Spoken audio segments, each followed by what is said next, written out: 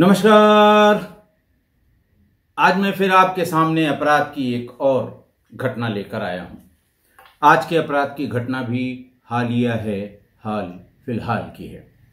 बात मध्य प्रदेश के जिला भोपाल की है। तारीख थी 3 दिसंबर 2024। भोपाल के ऐशबाग इलाके के एक फ्लैट से उस फ्लैट की मेड सेवंती ने कंट्रोल रूम को फोन करके बताया कि मेघा मेम साहब और उनकी बहन की चाकू मारकर बहन के पति ने अभी अभी हत्या कर दी है। बात रही होगी करीब 11 बजे की। डबल मर्डर की बात सुनकर और पुलिस फौरन मौके पर पहुंच गई। मौके पर उसने देखा कि मेघा, जो कि एक अधिकारी थी, खादी ग्राम उद्योग विभाग में वित्त लेखा अधिकारी थी, और उनकी बहन विनीता मारावी, उन दोनों के शव पड़े हुए थे। उन्हें चाकुओं से बुरी तरह गोदा गया था। पूछा गया कि ये तुमको कैसे पता लगा, तुम कब आई, तुमने कैसे सूचना पुलिस को दी? तो सेवंती ने ये बताया कि साहब करीब 11 बजे मैं अपने घरेलू काम के लिए, इनके घर में घरेलू काम काज करती हूं, जब आई तो मैंने घंटी दबाई।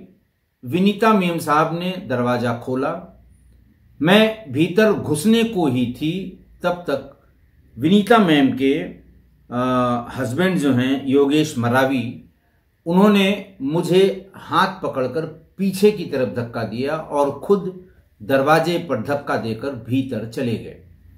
विनीता मेम साहब भी संभवतः उनके धक्के से गिर गई होंगी। फिर उसके बाद उन्होंने भीतर से दरवाजा बंद कर दिया। ध्यान रखिए, दिन में 11 बजे की बात है। दरवाजा बंद करने के बाद उसे भीतर से बचाओ बचाओ की आवाज आने लगी। वो भाग के सामने वाले फ्लैट में मदद के लिए गई। उन्होंने दरवाजा नहीं खोला। फिर उसके पास और कोई चारा नहीं था। वो भाग कर गई, गार्ड से पुलिस का नंबर लिया। गार्ड ने भी कहा कि तुम बात करो भाई, मैं पुलिस के चक्कर में नहीं पड़ूंगा। बहरहाल उसने स्वयं कंट्रोल रूम को और पुलिस को बताया कि किस तरह से मेम साहब मेघा, क्योंकि वो घर मेधा का था जो खादी ग्राम उद्योग में वित्त लेखा अधिकारी थी, और उनकी बहन विनीता उन्हीं के साथ रहा करती थी। फोन करके उसने मेधा के कुछ रिश्तेदार जिनके बारे में उसको पता था, उनको भी फोन करके इस घटना की सूचना दी।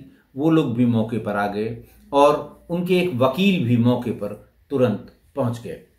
पुलिस ने उनसे भी पूछताछ की तो उन्होंने ये बताया कि इनके पति, जिनका नाम जो एएसआई हैं, असिस्टेंट सब इंस्पेक्टर हैं, वो उनसे करीब 3 साल से विनीता का मनमुटाव चल रहा है। वो मांडला में पोस्टेड हैं इस समय, और इस मनमुटाव को घर वालों ने, सब लोगों ने बीच बचाव करने की कोशिश की।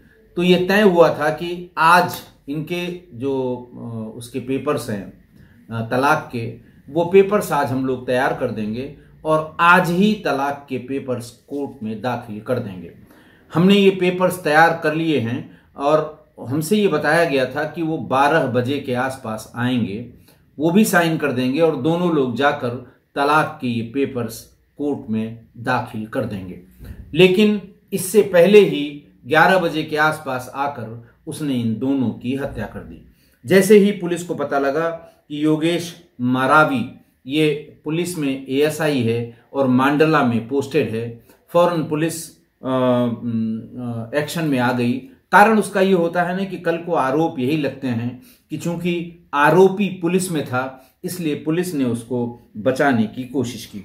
फिर चारों तरफ से उसकी घेराघारी हुई और उसकी फोटोग्राफ, उसका पद और जिस गाड़ी से वो आया था, क्योंकि पुलिस ने जैसे ही फ्लैट के सीसीटीवी फुटेज खंगालने शुरू किए तो ये पता लगा कि योगेश अपनी कार नंबर CG 04HS 1052 से आया था और उसने उनके फ्लैट से थोड़ा पहले ये गाड़ी खड़ी कर दी थी। उसके बाद वो बदहवास सा बाहर निकला था और उस गाड़ी को चलाकर ले गया था। तो उस गाड़ी की सीसीटीवी में आई हुई फोटोग्राफ, योगेश मरावी की फोटोग्राफ, ये सब आसपास के जिलों में तुरंत फ्लैश की गई। खासकर मांडला जिले को बताया गया, उसके जो चेक पोस्ट हैं उनको बताया गया कि हो सकता है ये वापस मांडला जाने की कोशिश करें। बहरहाल मांडला में ही फिर थाना नैनपुर की चौकी पिंडरई में वो बीच रोड को ब्लॉक करके और इसकी चेकिंग की जा रही थी और तभी योगेश और उसका ड्राइवर उस गाड़ी से आता हुआ दिखा। पुलिस ने उसको इंटरसेप्ट करने की कोशिश की, ड्राइवर ने कार लेकर भागने की कोशिश की। खैर पुलिस ने घेर कर ड्राइवर और योगेश दोनों को पकड़ लिया। उसके बाद पूछताछ शुरू हुई कि आखिरकार बात क्या थी और क्यों उसने ऐसा काम किया था। उसने ये बताया कि साहब ऐसा है कि मुझे जाने दीजिए, मुझे एक हत्या और करनी है। पुलिस ने पूछा आप किसकी हत्या करोगे? साली और पत्नी को तो मार दिया। उसने कहा दरअसल मेरी पत्नी के संबंध मेरे ही विभाग के एक सब इंस्पेक्टर से हैं। मेरी पुरानी पोस्टिंग में जब मैं उनके अंडर तैनात था उसी बीच में उनका मेरे घर आना जाना हुआ और मेरी पत्नी के उनसे संबंध हो गए। पुलिस ने पूछा कि तुम्हारे पास इसके क्या प्रमाण हैं? पोस्टिंग में तमाम जो सीनियर या जूनियर हैं उनके घर वाले एक दूसरे के यहाँ आते जाते हैं, इसका ये मतलब नहीं है कि संबंध है। तुम्हारे पास क्या प्रमाण है? बोले मैं प्रमाण ही 3 साल से ढूंढ रहा हूं, लेकिन मुझे कोई प्रमाण नहीं मिल रहा है। लेकिन उसकी बेरुखी, उसकी बातचीत करने की जो करने में जो उसका व्यवहार है और उसका और व्यवहार भी, वो हमको बार बार इस बात के लिए मैं इस बात से कंफर्म हो जाता हूं कि ये जरूर किसी न किसी चक्कर में पड़ी हुई है और मेरे जानकारी में वही एक चक्कर हो सकता है। खैर पुलिस ने पूछा तुम्हारी शादी कब हुई थी? तो बताया गया कि 8 साल पहले हमारी शादी हुई थी और हमारे कोई बच्चे नहीं हैं। उसका ये भी कहना है कि मैं बार बार कोशिश कर रहा हूं पिछले 3 साल से कि ये मेरे घर रहे, लेकिन ये अपनी बहन मेधा के घर पर ही रहती है। और मेधा भी चूंकि वो अधिकारी है, वित्त लेखाधिकारी है, तो उसका भी एटीट्यूड बहुत खराब है। वो कभी हम पति पत्नी को मिलने नहीं देती, हम दोनों के बीच में कोई बातचीत नहीं होने देती, हर छोटी छोटी बात में इंटरफेयर करती है और अगर कोई बातचीत हम लोगों में शुरू भी हो तो वो उसको गलत इंटरप्रेट करके मेरी पत्नी को भड़का देती है। इसलिए मेरा इन लोगों के प्रति बिल्कुल रवैया, वो मैं बहुत परेशान हो गया था। फिर घर परिवार के लोगों ने मिलकर ये तय किया कि ठीक है, अगर नहीं रह सकते हो एक साथ तो इससे बढ़िया है कि तुम तलाक ले लो। आज का दिन यानी जिस दिन हत्या हुई थी यानी 3 दिसंबर 2024 को इस दिन को तय किया गया कि 3 तारीख को वकील सारे पेपर्स तैयार करके रखेंगे, तुम आ जाना और दोनों लोग कोर्ट में चलेंगे। रिश्तेदारों को भी कहा गया कि आप लोग भी रहिएगा और इनका तलाक हम लोग करा देंगे। इस बात पर योगेश राजी हो गया था, योगेश मरावी राजी हो गया कि ठीक है, अब ये नहीं चल पाएगा क्योंकि ये अपनी बहन के यहाँ से आएंगी नहीं, बहन समझाने के बजाय दोनों के बीच झगड़ा बढ़ा रही है, तो लिहाजा अब और कोई रास्ता नहीं है, हमारा तलाक ही हो जाना उचित होगा। सारे डिटेल्स, फोटोग्राफ्स और जो भी एफिडेविट में चीजें लगती हैं, तलाकनामे में जो चीजें लगती हैं, वो सब वकील को बुला के समझा दी गई। वकील से बातचीत भी सबके बीच में हुई और यह तय पाया गया कि आपके पेपर्स तैयार करेंगे। और 3 दिसंबर को सारे पेपर्स वकील ने तैयार करके रखे थे। सिर्फ इतनी बात थी कि योगेश आएगा, उस पर सिग्नेचर करेगा और फिर दोनों लोग कोर्ट में जाएंगे, अदालत के सामने वो म्यूचुअल डाइवोर्स फाइल करेंगे ताकि डाइवोर्स हो जाए। इसके पहले ही इसके दिमाग में पता नहीं क्या आया, उसने कहा कि साहब मैं बहुत परेशान हो गया था और मुझे ये लगा कि अगर हम तलाक लेंगे फिर कहाँ कहाँ किसको किसको बताते फिरेंगे कि तलाक मैंने क्यों लिया। फिर मुझे ये भी बताना पड़ेगा कि मेरी पत्नी के अवैध संबंध थे। फिर मुझे और दुनिया भर की चीज़ें, दुनिया भर की सफाइयाँ देनी पड़ेंगी। इससे बढ़िया ये है कि इन दोनों को असली खुन्नस उसकी अपनी साली मेधा से थी। उसका बार बार ये कहना था कि हम दोनों तो मिल बैठ के बात कर लेते, अपने मामले को सुलझा लेते, लेकिन मेरी साली ने कभी भी इस मामले को सुलझने नहीं दिया। कोई 3 साल का टाइम हो गया, ये बराबर एक दूसरे को लड़ा ही रही थी। तो उसने कहा कि आज इसको फाइनल कर देंगे। वो बाहर आकर वेट करता रहा। वो जानता था कि कितने बजे मेड आती है। गाड़ी वहीं खड़ी करके बहुत देर तक अगल बगल देखता रहा और जैसे ही मेड आई, मेड के पीछे पीछे आ गया। जैसे ही दरवाजा खुला, मेड को बाहर धक्का देकर भीतर घुस गया। चाकू साथ में लाया था और फिर उसी चाकू से अपनी पत्नी और साली दोनों को बींध दिया। बिल्कुल इतने चाकू मारे कि जब तक वो खोलती, उसके बाद जब आवाज आने लगी, वो मेड बाहर भागी। कोशिश की लोगों को बुलाने की कि किसी तरह जान बच जाए, किसी ने मदद नहीं की। अल्टीमेटली पुलिस आई, तब तक वो दोनों की मौत हो चुकी थी। हालांकि पुलिस ने तत्काल एम्बुलेंस बुलाकर उन्हें अस्पताल वो ले गए, लेकिन पहुंचते ही अस्पताल में they were declared brought dead, यानी दोनों अस्पताल में पहुंचने से पहले ही उनकी मृत्यु हो गई थी। उसने आगे बताया कि साहब, मैंने तय कर लिया था कि इस झगड़े के जो कारण हैं मैं सब खत्म कर दूंगा।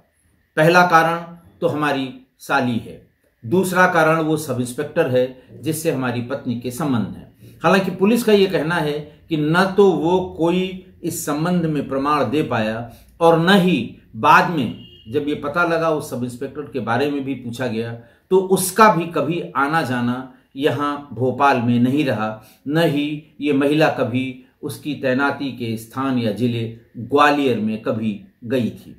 ऐसा लगता है, हो सकता है टेलीफोन से इनकी बातचीत होती रही हो, लेकिन इस तरह के संबंध की बात बहुत स्पष्ट रूप से पुलिस को भी नहीं पता लगी थी। बहरहाल उसने दूसरी बात बताई कि साहब, इनको मार के मैं यहाँ से सीधे मांडला जाता, अपनी गाड़ी खड़ी करता, दूसरी गाड़ी लेता और उस गाड़ी से मैं ग्वालियर जाता। मैं ढूंढ के उस सब इंस्पेक्टर की हत्या करता। उसके बाद मुझे लगता कि फिर मुझे अगर ये लगता कि नहीं मैं गलत कर रहा हूँ तो मैं स्वयं सुसाइड कर लेता। उसके जेब में एक सुसाइड नोट भी मिला है जिसमें उसने पत्नी के अवैध संबंध, साली द्वारा पत्नी को भड़काने और पति पत्नी के बीच सुलह न होने देने का जिक्र भी किया हुआ है। पुलिस बहुत डिटेल में उस एएसआई से पूछताछ कर रही है, बल्कि जो वहाँ के पुलिस कमिश्नर हैं श्री हरिनारायणचारी साहब, उन्होंने भी स्वयं अपनी टीम लगाकर उनसे ये जानने की कोशिश की एएसआई से कि जो वो बता रहा है इसके अलावा तो कोई बात नहीं है, मतलब और कोई ऐसी बात तो नहीं है जिसकी वजह से इसने अपनी पत्नी और साली की हत्या की हो।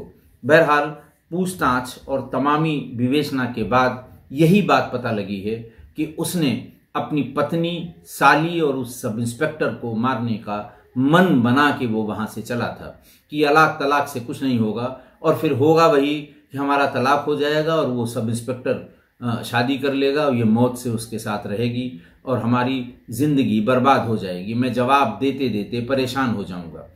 तो इसलिए उसने ये प्लान किया था और पहले से ही अगर वो मांडला में पकड़ा न गया होता, प्रॉपर चेकिंग के समय न पकड़ा गया होता तो निश्चित रूप से वो सब इंस्पेक्टर की हत्या जरूर कर देता।